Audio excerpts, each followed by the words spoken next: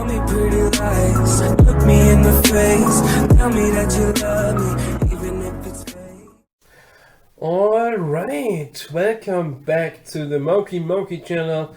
What is today's video topic? Today I want to talk about the second card that joins our Hall of Fame in the video series Cards of Victory. So, what card is it?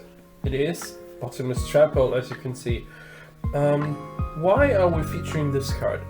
So, this card has been voted on the Facebook by our German Gold format community site and in a group, and also was then publicly published as the next card of victory on our Gold format site. I will link it in the comments and also in the doobly-doo. You can look that up if you want to. And if you're from Germany and interested, or from Europe, please just join us, like it, and we are trying to unite the German Gold format community and also work with the European Gold format community together to create bigger and special tournaments maybe someday. Yeah, and so this card was voted as the card for Cards of Victory today. Why is that? So my first guess is that this card was not only voted by popularity, but also out of curiosity, because on the card text itself, this card looks really powerful. But why is it not that popular today anymore? So, if we look at our meta in Gold format in today's perspective, we have a lot of Chaos Turbo builds. We have Angel Chaos, we have Thunder Dragon Chaos, we have Chaos Control, we have even the Gate Reasoning Turbo Chaos Dimension Fusion shenanigans that every deck there plays at least 3 Chaos Sorcerers, 1 BLS, and some of them play Dimension Fusion and Return from a Different Dimension. And if you play Return from a Different Dimension, Dimension Fusion, this card is not that good against it. But what's really important is Chaos Sorcerer and BLS, of course, can call priority on their summon. So even though you would activate a Bottomless Traphole on the summon of a BLS or a Chaos Sorcerer, they would still be able to banish a card from you. And with decks that run around with actually 3 Chaos Sorcerer and 1 BLS that still can banish your cards, this card does not do that much compared to other choices you could play. So it kind of got more and more in the bag as a suboptimal solution.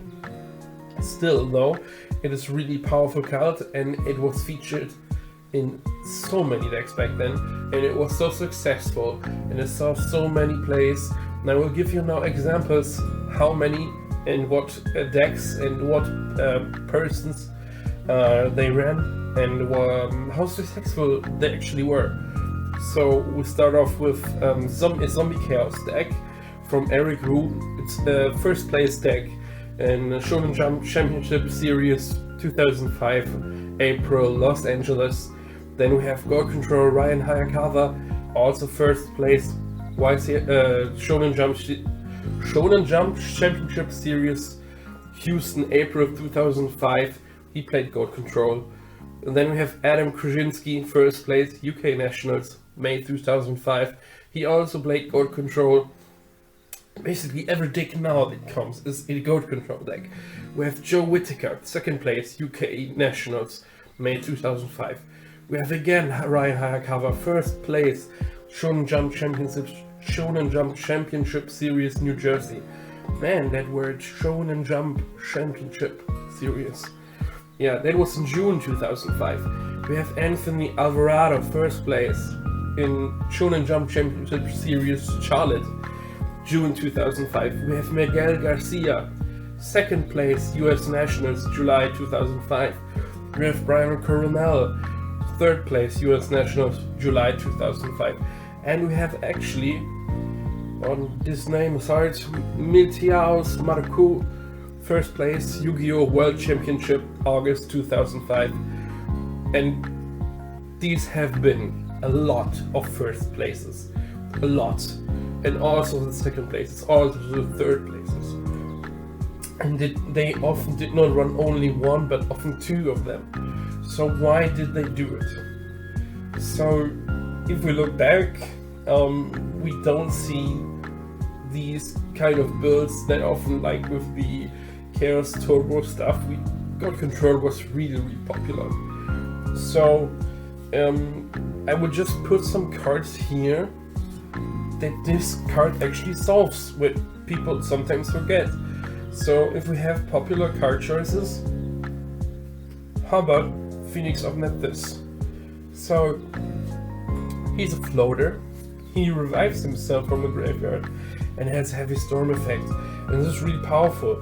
But if you banish him, you're basically getting rid of this chicken coming back to your face again and again, which is really annoying.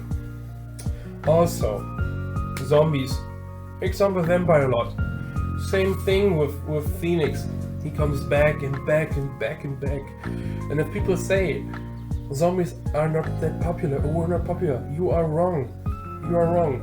Just look, we have Zombie Chaos first place from Eric Wu in Los Angeles, April 2005. And Shonen Jump Championship Series. That was not a small event. These are floater cards. You could put so many floater cards here. Twin-headed Behemoth, never saw that big of a play, but still, you get the principle. Then, what is really big? Getting rid of Air Knight Pasha immediately. Also, getting rid of Breaker. You don't need to use Torrential. You could use Bottomless. You can't use Breaker's effect to kick Spell and Trap as priority. You can't. You can just call priority on the spell counter you get, but you cannot call priority onto pop. What do you need to get rid of immediately? Kaiku's, DD Warrior Lace, she's a threat, banishing her when she summoned. DD Assailant, same thing. And then also I have two cards here, we're not that popular, but I think it solves a problem against them. And that's Mirage Dragon and that's Pitch Black Werewolf. So these are like mini Jinzos, and when they are summoned, nothing spectacular happens, but in the battle phase your opponent cannot use traps. So if you want to get rid of them, it's pretty much on a summon, or your opponent may summon the LS and he will go through if you don't have goats, which often you have, but what if not? So these will solve them. So hard counters for Bottomless Traphole. Obviously Jinzo. It's devastating. Royal Decree, of course. BLS and Chaos Sorcerer. It's not that good against them, but I think there are cards that were really popular in a lot of decks that this actually solved problems against, and this is why this card has seen play, because a breaker that is counted before it can pop something, a Phoenix that can never return, they were so annoying, and they were so powerful by destroying every time all the spell and traps. Like today you would have Ring, Torrential, Mirror Force, but what does that solve against the Phoenix? It does nothing. And this is why they play Bottomless. Same goes for Vampire Lord. He was powerful. We have also like options like, I didn't even put it here, but Manticore of Darkness. Any kind of loop with this shit.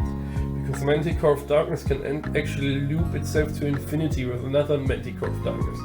If you banish it though and they don't get to the graveyard, you have successfully broken that loop. So there are a lot of options with Bottomless Traphole that you just don't get with other cards.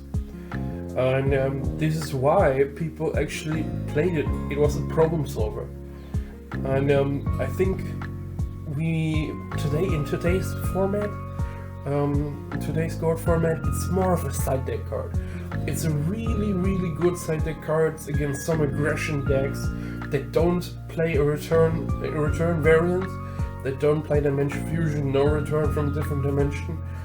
This is really powerful against them, because these will stop aggro right in their tracks, and it will get rid of it.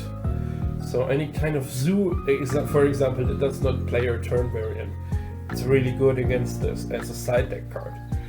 So yeah, it found its place back then as a really popular choice in the main deck, and I think it's found its place in today's format as a really popular choice in the side deck. And I think that's a good reason to put it in the Hall of Fame of Yu-Gi-Oh! Cards of Victory. It has achieved a lot of things, and it deserves its place there. So I guess that's all of it today. Thank you for watching.